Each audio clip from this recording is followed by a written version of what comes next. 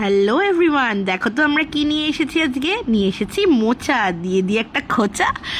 এরপরে মোচার খোলাগুলোকে আমরা ছাড়িয়ে নিয়ে তার মধ্যে যে সাদা সাদা অংশগুলোকে আমরা মোচা বলে থাকি সেগুলোকে কুচি কুচি কুচি কুচি করে একদম কেটে নিয়েছি। নিয়ে একটা প্রেশার কুকারে জল দিয়ে তার মধ্যে অল্প একটু তেল দিয়ে সেদ্ধ করতে বসিয়ে দিলাম।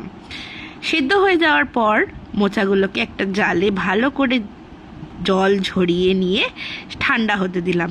ঠান্ডা হওয়ার পর সেটাকে একটা পাত্রে নিয়ে ভালো করে চটকে ওটাকে কিছুক্ষণের জন্য রেস্টিং পিরিয়ডে রাখলাম। অন্যদিকে একটা কড়াইতে তেল গরম করে আগে থেকে অল্প কিউব করে রাখা কেটে নিয়েছি আলু, সেগুলোকে ভাজতে দিলাম। হালকা লাল লাল ভাজা ভাজা হয়ে গেলে তেলের মধ্যে ফোড়ন দিচ্ছি জিরে আর তেজপাতার, দিয়ে আলুগুলোকে ভালো করে আবার নাড়াচাড়া করে নিচ্ছি। তার মধ্যে দিয়ে দিচ্ছি সেদ্ধ করে চটকে রাখা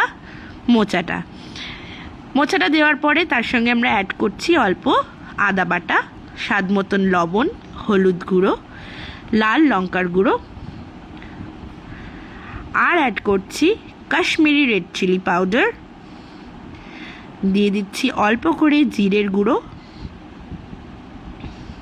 আর দিয়ে দিচ্ছি অল্প চিনি।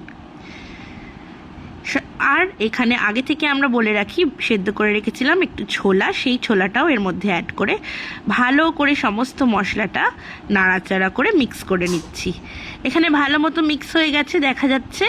এবার এটাকে আরও একটু সেদ্ধ হওয়ার জন্য আমরা একটু জল অ্যাড করে এবার এটাকে একটা ঢাকা চাপা দিয়ে রেখে দেবো খানিকক্ষণের জন্য।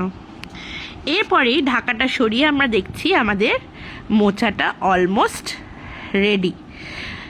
এর ওপরে আমরা দিয়ে দিচ্ছি গরম মশলা গুঁড়ো, আর লাস্টে অ্যাড করছি খানিকটা ঘি, দিয়ে আবার নাড়াচাড়া করে নিয়ে এবার এটাকে নাবিয়ে নেব।